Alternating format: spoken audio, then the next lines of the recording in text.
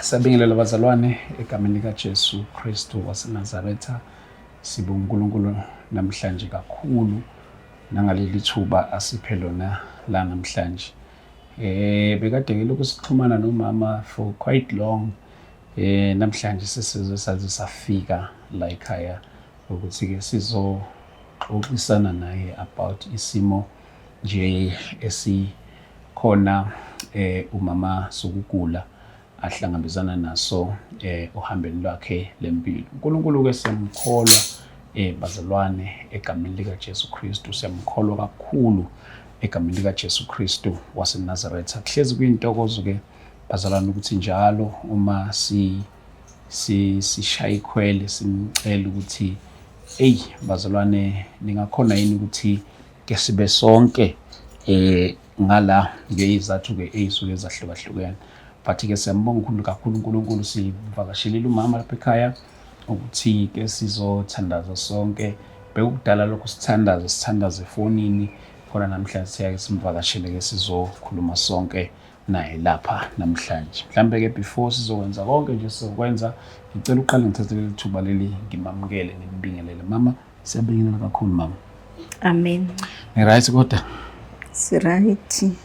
Siyaphila kakhulu mama, sesafika lapha ekhaya mama.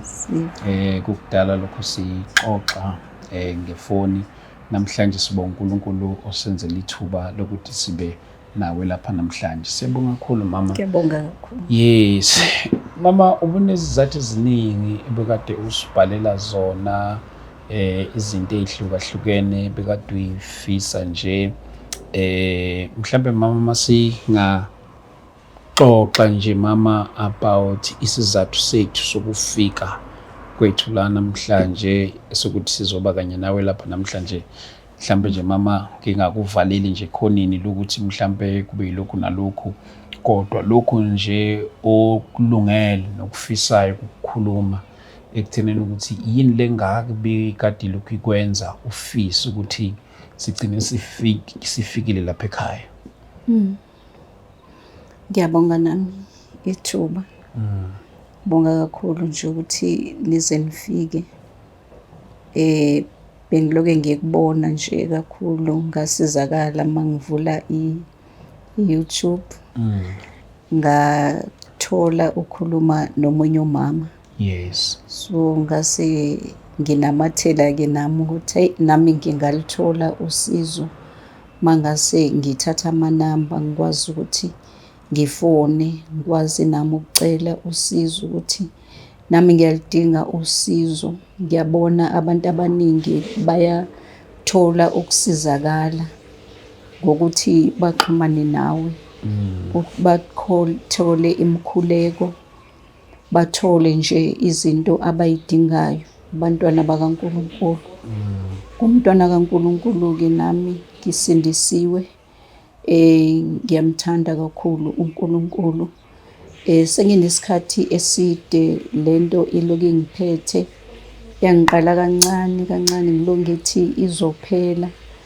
Ngizwa ngidizi mangithi ngimile mhlambe enkonzweni, ngizwe ngidizi engathi ngizoba. Bebethanda ke enkonzweni ukuthi bangenze mhlambe uMC.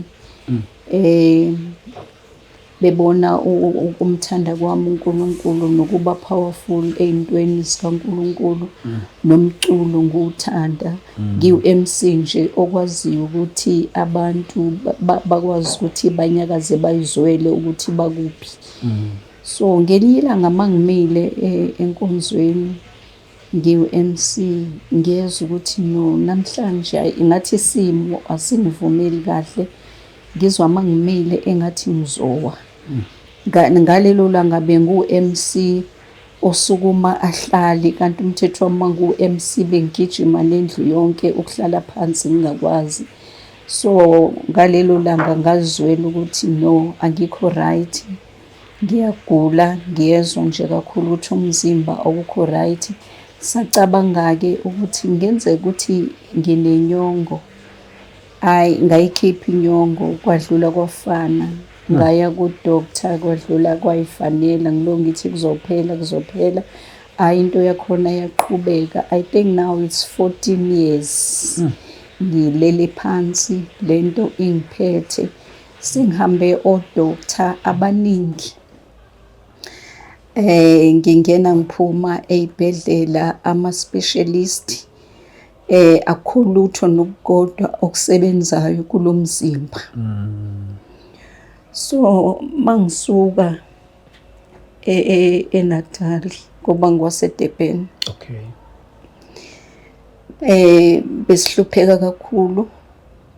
Into okuyiyona eyangiletha kuleli goli, nginomntana wami lo emncane, Yes. singenayo indawo yokuhlala. Njengoba ngike ngasho ukuthi ngumuntu onganamuva nephambili, ngiwumuntu ongena umuntu ongangisiza engingabika kuyena iy'nkinga zami. Anginaye, anginamfowethu, anginadadewethu. So besihlala, ngithole umsebenzi obuye uphele. Ngimfundisa lo mntwana lo, sihlala, asikaze silale esitradini, but besihlala esitradini. Yeah. Ahambe aye esikoleni, ngiyohlala mhlambe e-Shelton la kulindwa khona ibhasi or iteksi. Ngimtshela ukuthi siyohlangana khona la kule shelter, siyohlala phansi. Singazi ukuthi namhlanje sizolalaphi, singazi namhlanje ukuthi sizodlani. Kodwa esikoleni ngilo ngithe uya khona. Abantu mhlambe basibone sihleli emashophu la sihleli khona, babuze kade nihleli la, ngishonele nihleli kwazoshaya o-10 ingane ngoba isafake i-uniform, kanti iyo yanini ekhaya. Ikhaya sinalo, sihlala emgaqweni. Mhlambe sisizwe abantu ukuthi namhlanje uzoyolala laphaya. But engikuthanda kakhulu empilweni yami ukuthi angizange ngimlahle uNkulunkulu. Yeah. Sasingenalo ikhaya, kodwa enkonzweni sasiya singadlile, singagezile, singene esontweni, siphume sihambe sizule emgaqweni. Sengibizwa njengomama weplastiki ngoba eplastikini bekuney'ngubo zokuthi mangabe kukhona osigezisayo sikwazi ukuthi sishintshe. Ngehla ngenyuka naye lo mntwana, angizange ngamshiya. Mhlawumbe ingakho ngingazange ngize ngishade ngoba bengibheke kakhulu ingane yami, Umntwana wakhe. Yes. ukuthi noma umuntu ethi uyakhuluma nami, ngangimtshela ukuthi mntana umuntu mina nginey'nkinga ey'ningi ongeke ukwazi ukuy'mela. Sihle senyuka naye, kodwa ngathola omunye umngani wami esasikhonza naye, wathi Dudu, kanjani mangase ngikucelele ekhaya ukuthi uLinda umthathe ngimcelele kubazali, ungcono uzule wedwa ngoba ngangiye ngizule ngiphambane ney'mvula, ngiphambane nemibani, ngingazi ukuthi ngizolalaphi, ngibe manzi. Ngehla ngenyuka ngifuna umsebenzi ngingawutholi, kepha engikuthandayo angizange ngimshiye umntwana wami. Ngaya kwelinye isonto la sekufike sakhonza khona. Makufika abazalwane abasuka la eGoli kuyi-branch ese-Bryanston. Labazalwane angazi noma babethunyiwe uJehova ngoba babeloke benathi nje la sihlala khona ematafuleni, or sekuyadliwa mhlambe beze bazoxoxa nathi abala eGoli. Bathi hey, wamuhle umntwana wakho. Ngithi mina uyafunda lo mntwana lo ngimfundisa kanzima. Babuza-ke ngempilo yami ngabaxoxela. Bathi bona kanjani mangase mhlambe uhambe uye eGoli. ngathi mina eGoli ngeke ngikwazi ukuthi ngiye eGoli ngoba ngizalelwe la eThekwini. Impilo yami yonke ila ngazi ukuthi eGoli kugcwele igebengu kanti ngikhusela umntwana wami. Bathi akukho lutho oluzokwenza eGoli. KwakuDisemba, kwakuNovember I think. Bathi bona kunganjani ukuthi masifika eGoli mhlambe sinifakele imali nize nizobona leli goli ukuthi masikutholele umsebenzi khona ungakwazi yini ukuthi uzosebenza khona. Mhlambe sivakashe kuDisemba for ama-Christmas. Ayina ngempela ubhuti lo wasifakela imali, asimazi nokumazi. Sahamba saya eBryanston, safike sahlala khona, wasinikeza indawo, sivakashile-ke. Besithatha-ke nje nabelungu besikhipha, sahamba sibuka indawo, naye lo bhuti sihamba naye asimazi shukumazi, wasinika indawo, wahamba yena wolala kubangani bakhe.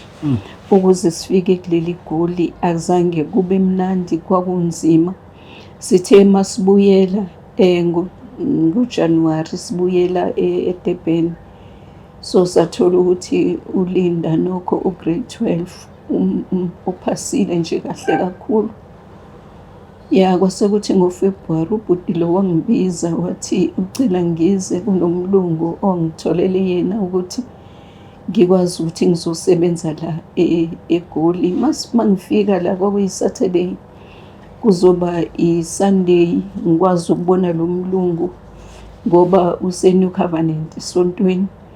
Ngempela makuphuma isonto ngayokhuluma nalo mlungu, wathi lo mlungu uyaxolisa usethathe omunye umuntu ubengazi, wayemtshelile yena lo kodwa manje wakhohlwa ngoba umuntu ubemdinga kakhulu. Hhayi-ke ngahlala, wathi lo bhuti kanjani mangase ungahambi ngoba umntwana uqedile isikole, sivele simfakele imali naye eze ngapha. Ngathi lo mntwana usemncane ngeke akwazi ukuthi ahambe yedwa esuka eDurban azazofika la. Wathe naye uzokwazi. Ngenhlanhla wathola omunye ubhuti ngalena owayevele eza ngapha, owayisihlobo somunye esasihlala naye efletini esasihlala kulona-ke. Sesithole lelo flat esasiqubiswe kulona edrobheni.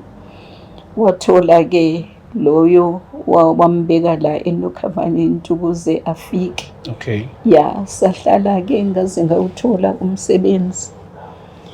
Mangithola umsebenzi, ngathola nendawo komunye umlungu ose-New Covenant, wakwazi ukuthi asinikeze indawo yokuhlala.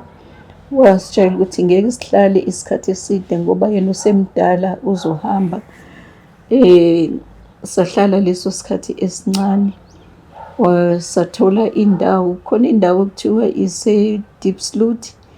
La safike sahlala khona, omunye umfundisi wasifunela indawo nje kumakhelwane wakhe la safike sabeka khona umkhukhu wethu, safike sahlala khona. Hhayi-ke ngaloku engigulile-ke, lento ilokhu ingiphatha ukuthi mayihamba nami mhlambe siyokwenza ileyo grosa encane, angibambe ngesandla, angisakwazi ukuhamba, ayongifaka etekisini. Ngelinye ilanga ngahamba ngingedwa-ke ngiya kuthiwa yini ise-Randburg. Ngaya khona-ke ngithi ngiyokwenza lezo zinto ey'ncane engizozenza, ila yangisuka khona-ke kakhulu lesiyezi lesi, ngangingasakwazi nokujampa umgwaqo, amehlo abamnyama. Wazama omunye umama owangibamba ngesandla, ngajampa istradi, ngafike ngabambelela ngepholi lapho. Wangithatha wathi ubuyaphi? Ngithi mina hayi bengiyothenga izinto la eRandburg, kodwa-ke ngeke ngisaya, ngizoya udoctor. Mangifika udoctor athi eyi angiboni lutho, awuna high blood, awunoshukela, awunalutho, asazi ukuthi yini, mhlambe hlala phansi uzobuye ube right.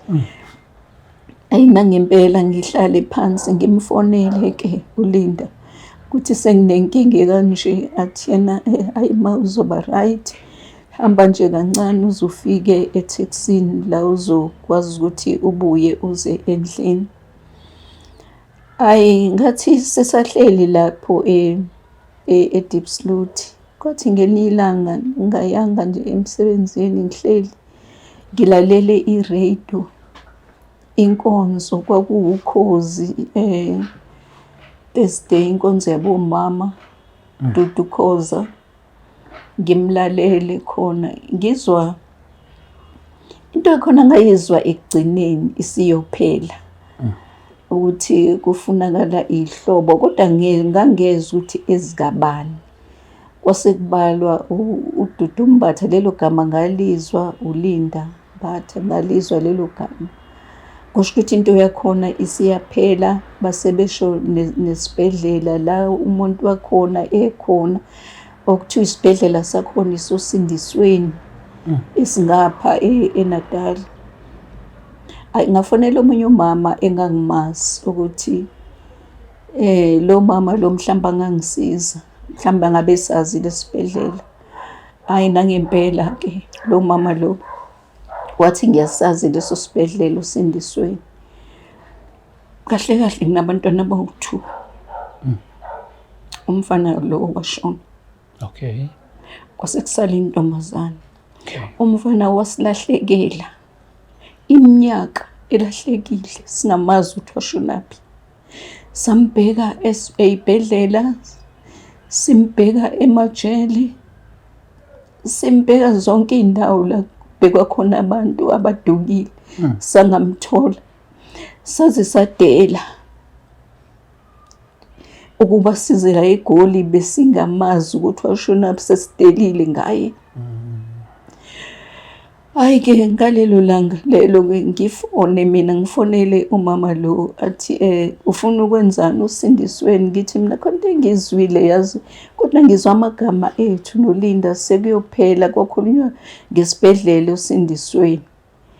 Hhayi nangempela le sivuke-ke ngakusasa imizimba ayivumi. uLinda athi ma angiyi mina emsebenzini, lento ingithusile ngithukile. Ngathi hayi nama ngiye emsebenzini. Asifone-ke sifonele labantu osindisweni ngoba umama usinikezile inamba lo waseNatal. Ngifone ngalelo langa, mangifona kuthiwe besicela nibuye nifone ngoba umuntu ophethe lento ofanele ukuthi akhulume nani akekho. Hhayi-ke kuthi late ngiphinde ngifone, ngingafoni ngefoni ngoba into yakhona iyangithusa. Ngihambe ngiye ngaphandle, kwakukhona amafoni la abantu babefona khona. Okay. Hhayi ngifone-ke, athi lo sisi lo bengicela ukuthi unginike inamba yakho yefoni bese wena uyahamba endlini, zokufonela endlini. Nangempela-ke ngihambe-ke ngiye endlini. Mangifika endlini ngimtshela uLinda ukuthi usisi lo uthe uzongifonela. Qala uLinda uyakhala manje, qale nami ngikhala, asikakezwa lutho, sikhali. Athi niyamazi uXolani wakaMbatha? Ngithi mina ngiyamazi. Uselale la esibhedlela engatholi muntu wakubo. Sesifake ema-radweni, safaka kuwo wonke ama-radio, asitholi muntu, ihlobo zakhe. Useze washona-ke.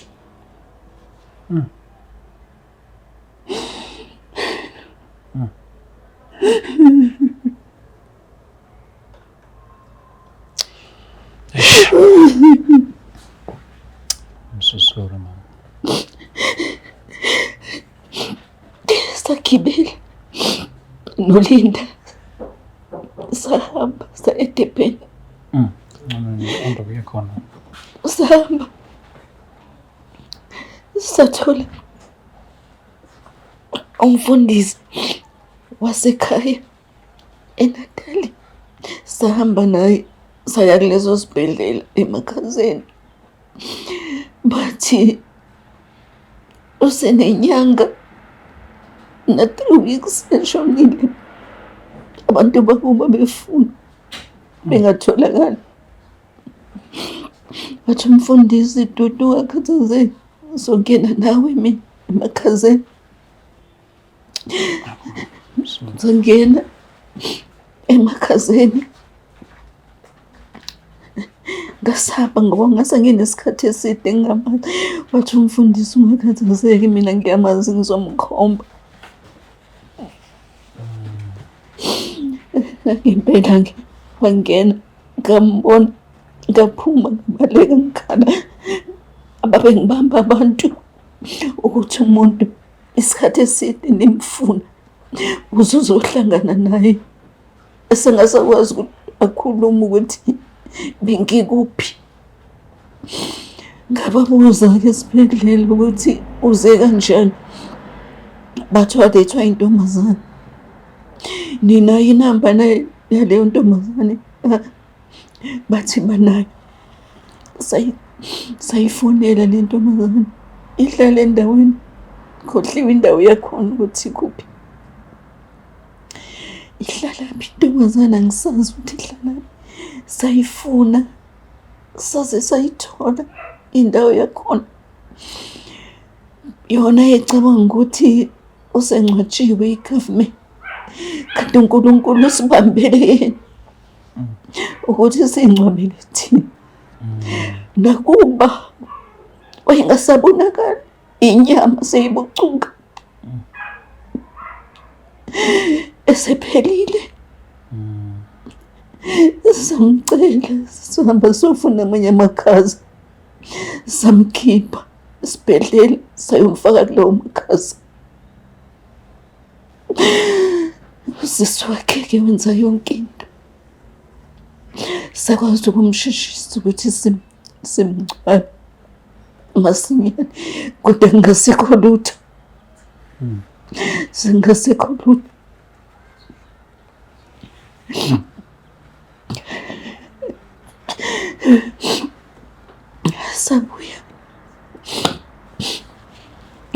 Sabuya siza la eGoli-ke, sesibuya. Hayi-ke kwangiqinisa-ke lokugula. Ngigule 14 years namanje ngisagula. Ayikho into esebenzayo.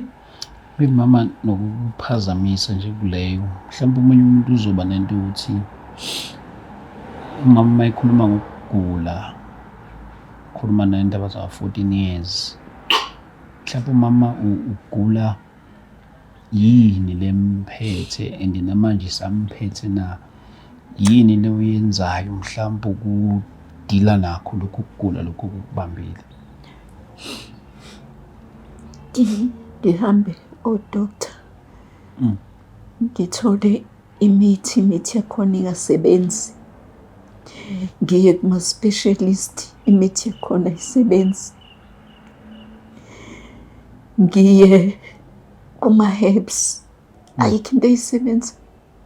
Mangase ngikukhiphele khona manje imithi ingaka, ingagcwala iplastiki enyama, akukho nokukodwa okungisizayo. Ngiyagula nje one way. Akukho nokukodwa ukuthi lokhu mhlambe kungasebenza. Angazi nami ukuthi ngani, ingakho ngicela imikhuleko yokuthi abazalwane bangikhulekisa. Ngisenamali, imali zonke zaphela. Nomntwana wami akasenayo imali yokuthi akwazi ukuthi angiqhubekise kodoctor, ngoba naye uthwele kanzima ingane esikoleni. Odokotela bathi isifo sini lesi? Bathi thyroid, kodwa bakwazi ukuyilapha. Sengize ngahamba ngayobhotshozwa la, befuna ukubona ukuthi akusiyona i-thyroid le ihamba ne-cancer. Ama-results abuya athi hayi, anginayo i-cancer.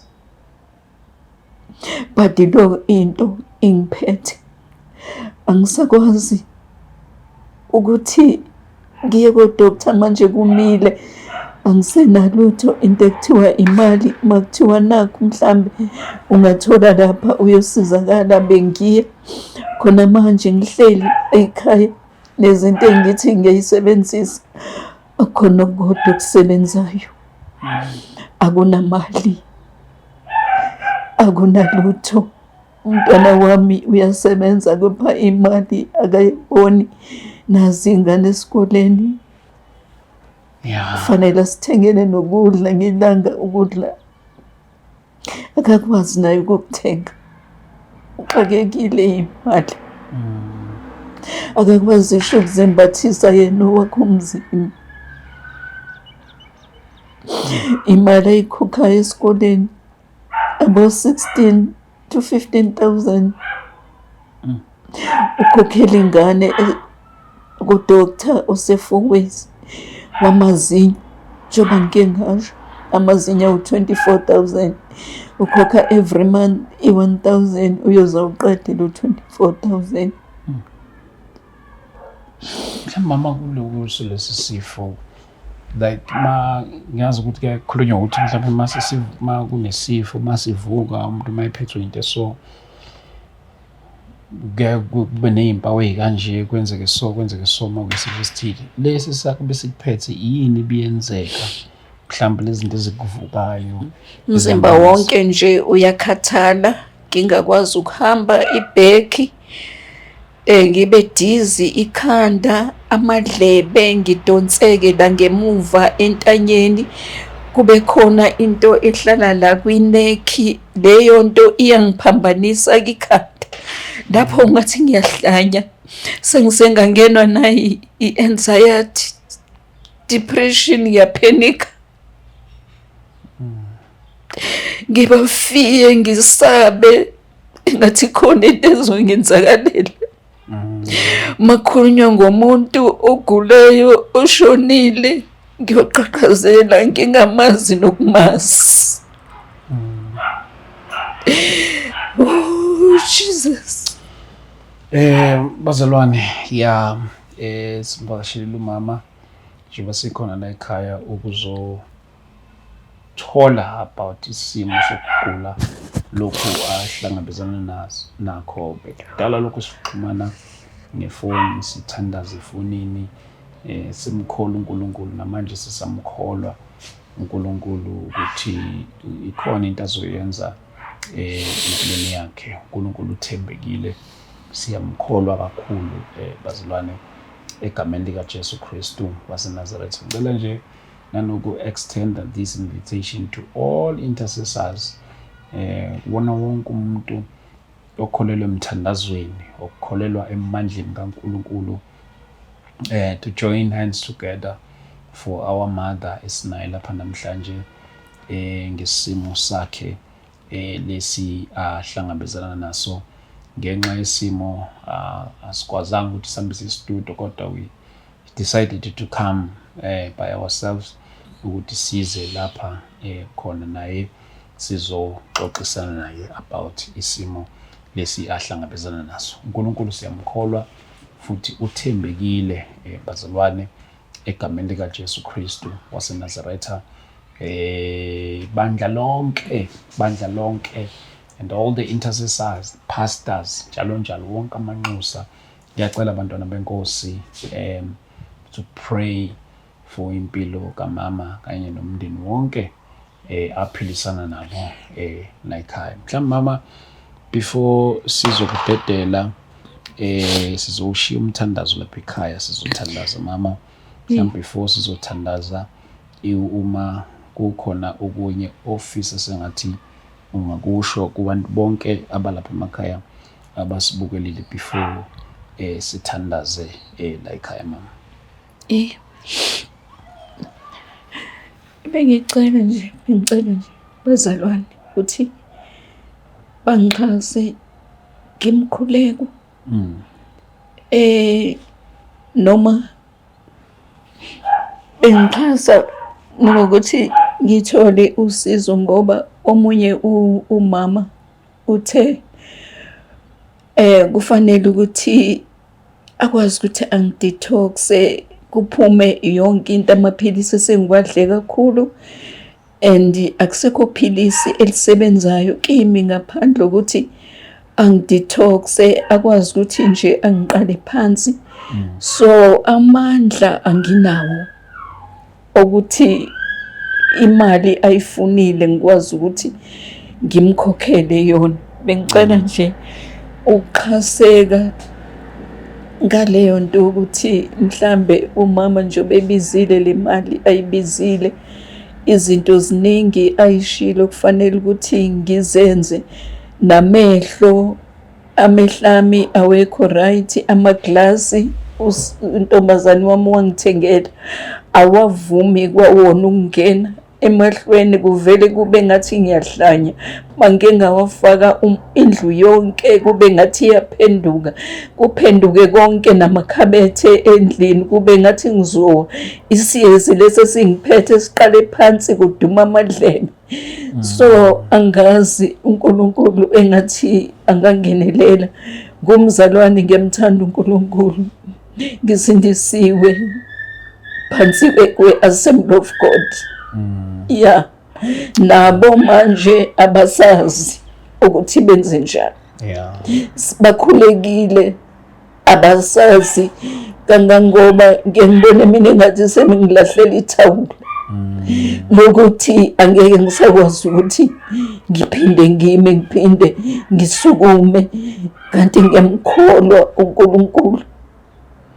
If nje ngingaqhaseka mhlambe lapho ukuthi umama lo angisize, nokuthi mangithola umuntu ozongihambisa angisekhona eFosloras umama lo ukuthi angisize ngalento angifanele ukuthi angisize ngayo. Njengoba ngisho ukuthi ziningi izinto ayibalile, kodwa lokhu okubaluleke kakhulu uthe ucela ukuthi ngiqale ngamehlo bese iyangidetoxa, then okunye bese kulandela ke kuzobonakala emva kwalokho okunye ngoba kuningi okufanele ukuthi angenze khona. No, akunankinga mama, kuzokela kakhulu kuzokwenzeka lokho ke. Imoto uyigile lapha ngaphandle, mhlawumbe ukuthi ungayikembe ufundisa iBhayibheli, but it's fine. Kulungile mama, siyabonga mama kakhulu nokuthi usivumele sizongena lapha espaceni sakho sizokhulumisana kanye nawe ngesimo sempilo okusona. uNkulunkulu mama ke siyamkholwa, lithi izwi lakhe akukho okungenzeki kuyena, nakanye akukho okungenzeki mama kuNkulunkulu. uNkulunkulu ke uyena mnikazi wamandla, uyena ophethe lonke igunya elikhona. Nakuba sithandaza simnxusa konke kusecebeni lakhe.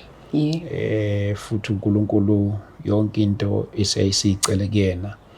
Ngiyaye ngithi ke mina kuningi singakukhulekelanga kodwa uNkulunkulu wakubeka ezandleni zethu, futhi kuningi sikukhulekelile kodwa izandla zethu ayikwazanga ukuthi zikubambe. So ngamanye amagama uNkulunkulu simkholwa noma singakabambi lutho ukuthi lokhu akumele akwenze uzokwenza ngokwentando yakhe.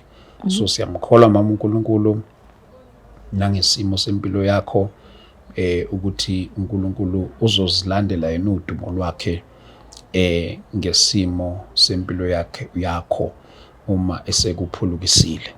Futhi uNkulunkulu angenza noma yini uma esefuna nje ukuzikhandela lwakhe udumo. So asinalo udumo ke nangayo yonke into eyenzakala, nangayo yonke into uNkulunkulu azoyenza phezulu kwempilo yakho, asinalo lokuncane udumo lungelukaNkulunkulu. Siyamkholwa kakhulu mama uNkulunkulu egameni likaJesu Kristu waseNazaretha. Before nje sihambe mama, ngizofisa ukuthi mhlambe sithandaze egameni likaJesu Kristu waseNazaretha. Yes. Baba siyabonga egameni likaJesu Kristu waseNazaretha. Amen. Elamandla Thembekile akekho njengawe uNkulunkulu oyingcwele, sifikile kuleli khaya sikunikeza Nkosi yami sikwethembile uNkulunkulu sithembe wena Baba wethu ngamandla oyingcwele. nangomsebenzi Sithemba ozowenza Nkosi kule ndawo. yami, amen zonke. Oh, Baba wethu ukuthi uNkulunkulu wena namandla, unguThixo. siyakubonga Baba izimo uNkulunkulu Nkosi wethu yami ongcwele, uyayiguqula. egameni likaJesu Abantu Kristu sebeshilo bethi waseNazaretha. akho lutho lophinda lenzeke, Uthembekile futhi kepha wena uyababazeka. Jehova uthi ima Ngegama uqala likaJesu umsebenzi. Kristu Baba waseNazaretha, wethu namandla, uNkulunkulu wethu wanamandla egameni onke, namandla, egameni lomfe lwethu khululisa Jesu Kristu. uNkulunkulu Baba nampilo kamama, ngawukele, Baba wethu egameni oyingcwele. likaJesu Kristu Bakususe Nkosi yami waseNazaretha. isifo Baba wethu oyingcwele, seminyaka Nkosi yami uNkulunkulu esingafuni ukuphela kulo ngegama mzimba, likaJesu Kristu ngegama nangegazi waseNazaretha. likaJesu Baba Kristu. wethu oyingcwele, Ulungile-ke uNkulunkulu wethu Jehova, ophilayo, kekho Nkosi yami ofana yenzela ubuhle nawe. begama lakho Oh Baba wethu egameni namandla, likaJesu Kristu uthe Nkosi yami waseNazaretha. akukho Baba Athi umuntu ungenzeki ayibhala athi kuwe. yenza njalo Baba inkosi uthixo emhleni Nkosi yami igama eyangibheka lakho. ngayo ukususa Baba ihlazo wethu lami. namandla, uNkulunkulu wethu uthe oyingcwele, wena Baba Jehova siyathandaza. uyasithwala. uNkulunkulu oyingcwele, Baba wethu ngegama oyingcwele, likaJesu ngegama Kristu likaJesu waseNazaretha. Kristu. Baba Uthe wethu Baba wethu olungileyo, oyingcwele, yenza wathi amandla akho ezandleni zakho aveze kule kunamandla, ndawo. akengithintela Ziveze amandla. Baba wethu ngegama oyingcwele, likaJesu ngegama nangegazi likaJesu, waseNazaretha. akengithintele ezo zandla Baba wethu ezabhotshozwe eKhalvari. Siyalithanda silethembile Baba wethu namandla ngegama uphakeme, likaJesu Kristu uyinkosi yamakhosi, waseNazaretha. akekho Baba Nkosi wethu yami oyingcwele, otshindawe. siyathandaza Baba uNkulunkulu oyingcwele, ukhulise Nkosi yami thela umusa lesifo. wakho nakuleli Baba khaya, wethu engazi thela ukuthi umusa sangena wakho kanjani. nakwimpilo kamama, Baba wethu oyingcwele, egameni ngegama likaJesu Kristu likaJesu ngiyakhuleka. waseNazaretha. Akekho Izifo Nkosi yami ofana zonke nawe. oyingcwele Baba wethu zibizile, oyingcwele, sibiza igama uyinkosi likaJesu yamakhosi, Kristu waseNazaretha. uthe Baba likho baba igama elingaphezu kwamagama onke, igama likaJesu Kristu. Uthe wena Jehova uyasithwala. Baba wethu oyingcwele, wenze wathi uyasetshatha. Baba wethu onamandla, Baba wethu wathi usithwala Nkosi yami sibancane. Baba wethu oyingcwele, size sibe yimpunga, sibe badala. Baba wethu ubezihluleke nathi endleleni. Baba wethu besikhamba khona Nkosi yethu enamandla, endaweni Nkosi yami esenatali. Baba sibeke sithwele kuwe. Baba wethu singaze sizohlalaphi solana sifeni, kepha wena Jehova wenza isu. Baba wethu onamandla, Baba wethu oyingcwele, uthezi lakho Nkosi yami lingamandla, wathisi lakho Nkosi yami lingamadoda. Baba usiqondise endleleni, Baba onamandla wonke. Siyabonga Nkosi yami ubukhulu nobukhosi bakho. Baba wethu oyingcwele, uphakeme nangale ntambama, sikunikeza udumo. Uyinkosi yamakhosi, gama elingaphezu kwamagama onke, gama likaJesu Kristu. Angeke libone elinye igama Baba eliphilisayo ngaphandle kwegama lakho.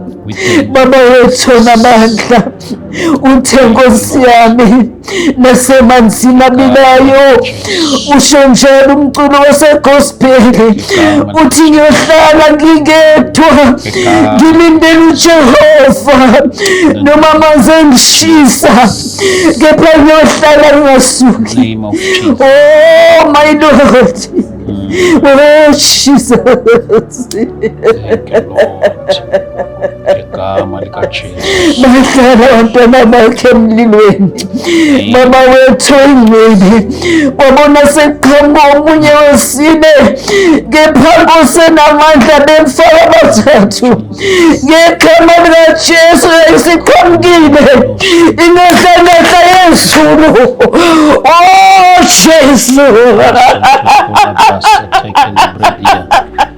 Lara dosan tekele bredo kosha.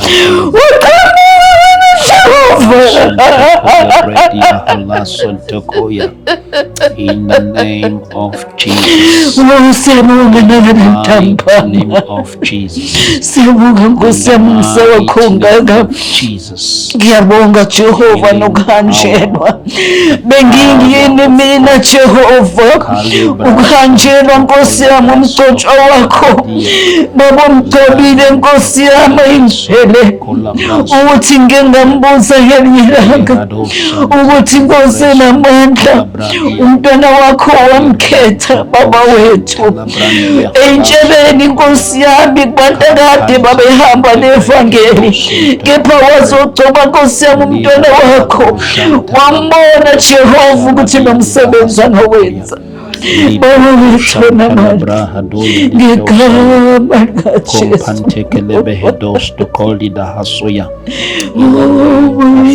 Siyabonga. We thank you, Jesus Christ.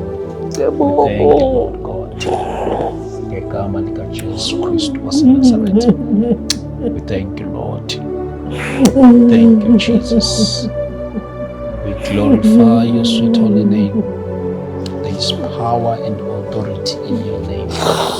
It is not us who perform powers, miracles, but the power, it is in your name. In the name of Jesus Christ. Siyabonga umntwana wakho Nkosi yami umthumelile kithi ongakhethi bana nabantu Nkosi yami ongena yonke indawo ongena yonke iminyango baba bengiyini Nkosi yami ungenelwa uye Nkosi yami kulendlu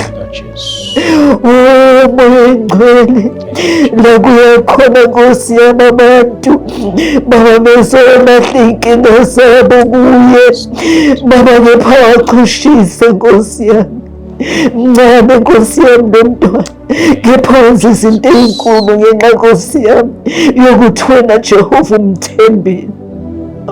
Baba wethu engcwele siyabonga siyabonga siyabonga ngale ndaba. Oh yes, Lord. Thank you, Jesus.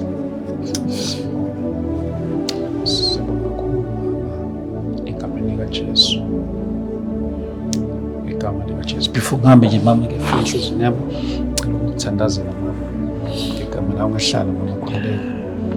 Baba siyakwethemba uNkulunkulu wethu oyingcwele egameni likaJesu Kristu waseNazaretha.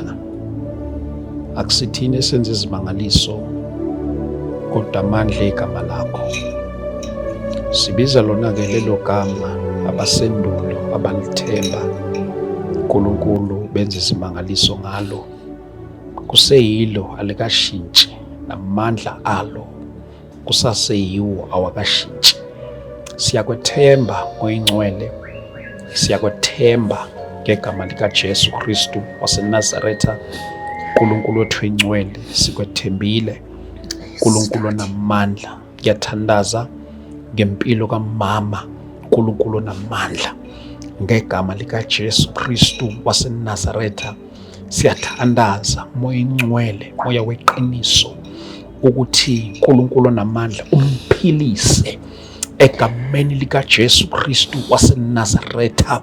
uNkulunkulu oyingcwele, uNkulunkulu onamandla, ngibiza igama likaJesu, egama likaJesu amandla alo agijima emthanjeni yegazi lakhe. Ngegama likaJesu Kristu waseNazaretha amandla egama uNkulunkulu oyingcwele agijima umzimba wakhe wonke egameni likaJesu Kristu waseNazaretha. Baba oyingcwele, I pray and I trust in you for your healing power in the mighty name of Jesus Christ. Lord God, I trust in you, oh God, in the name of Jesus. Ngegama likaJesu Kristu waseNazaretha amandla egama lakho uNkulunkulu oyingcwele namanje asaphilisa. uNkulunkulu oyingcwele, elithi izwi lakho uma lo moya wavusa uJesu kwabafileyo, uma nje ehlala kimi, unamandla nanokuphilisa imizimba yenu egulayo nefayo in the name of Jesus Christ. Baba wethu oyingcwele, siyakwethemba uNkulunkulu wethu onamandla onke, ngegama lika Jesu Kristu waseNazaretha, ngempilo kamama uNkulunkulu oyingcwele siyathandaza, zenze ludumo lwakho uNkulunkulu oyingcwele nangempilo yakhe, ngegama lika Jesu Kristu waseNazaretha. Siyakwethemba ke uNkulunkulu ngegama lika Jesu Kristu waseNazaretha. In Jesus mighty name we thank you and we trust in you, O Lord, ngegama lika Jesu Kristu waseNazaretha. In Jesus mighty name, amen. Amen. Mama, siyabonga kakhulu mama. Siyabonga kakhulu mama. uNkulunkulu akaqhubeke mama kufihle. Siyamthemba ngempilo yakho. Egameni lika Jesu Kristu waseNazaretha. Sibonga mama ukuthi ushare nathi lesi sikhathi uba sizokhuleka kanye nawe lapha ekhaya. Kusemkhulekweni yethu mama, siyoqhubeka sikukhulekele nasemakhaya, sikukhulekele konke lapha esihamba khona. Siyamkhola uNkulunkulu kakhulu mama. uNkulunkulu nje akugcine, akufihle kanye nomndeni wakho. Umkhuleko ke awumile, usaqhubeka. Siyokukhulekela noma sesisemakhaya. Nabazalwane ngibacelile ukuthi bathandaze nawe emakhaya. Bonke ama-intercessors lokhu ekhulekile akukhulekela mama. Siyabonga kakhulu mama egameni lika Jesu Kristu.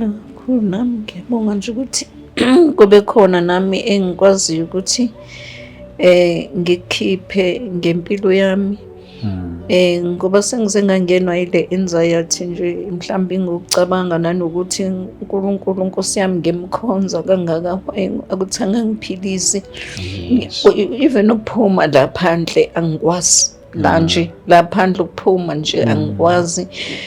Ungathi ngizowa ngivele ivuke lento la entanyeni ishaye ngamandla, ngibe nedizi ngathi kuvaleka amehlo. So ngisaba nje ukuphuma nje kwasemnyango, noma ngingedwa kushaya umuntu angikwazi ukuthi ngiyomvulela, njengoba bengisho nje ukuthi hayi ngihluphekile shem nalo mntwana, ngehla ngenyuka naye. Masilalisiwe emzini yabantu kufanele ukuthi ngabo 4 ekuseni sivuke ngiyohlala naye emgaqweni, ukuthi ngo7 ngimtholele itaxi ezokwazi ukuthi emsebenzini bese ngiyazula ke mina. Abanye abantwana baphatha ama lunch box, lo wayengaphathi lutho. So zonke lezi zinto nje angizange ngize ngibe right, uzule nestrati sonke ungazi ukuthi kodwa ntambama ngizolalaphi. Singena umuntu mfowethu, sasiba ngaki sasu4 ekhaya. So bashona ke umama nobaba, bashona nomfowethu omdala washona, kwasala laba abanye sadukelana sangatholakala. Ulokuzwa nje kancane ukuthi ubani akasekho. So nami nje la ngikhona eNatal abantu abaningi abangazi nokuthi ngashonaphi ngokuhlupheka. Into engangibaleka kakhulu eNatal ile yokubizwa ngomama wamaplastiki, ngathi engcono ngishintshe umoya, noma ngaba ngithanda ukuze eGoli ngibavumele labantwana bathi ake ushintshe umoya. So impilo yami nje yabanjalo, asinamova nje nalo mntwana wami, asinaphambili. Bazalwane ngiyacela ukuthi bangisize, ngoba mhlambe ngenzeka ukuthi ziyavuka lezi zinto empilweni nokuhlupheka, ukuthi abantu bakini mhlambe bashone ungazi nokuthi ubani ushonile. Uyabona, saba nenhlanhla nje ukuthi sikwazi ukuthi sithole lo mfana lo wami, ukuthi sikwazi ukuthi simngcwabe. Abanye asibazi. No mama, siyabonga mama kakhulu, kuzokele kakhulu. Bazile emakhaya. Ngiyakholwa ukuthi ikhona into abazoyenza mama ukukulekelela kakhulu isimeni sakho. Bazalwane, siyabonga kakhulu lapha emakhaya. Besilapha kuvakashela umama lapha ekhaya. uNkulunkulu-ke akaqhubeka nifihle size sibonane nangokuzayo egameni likaJesu Kristu waseNazaretha. Amen. Amen.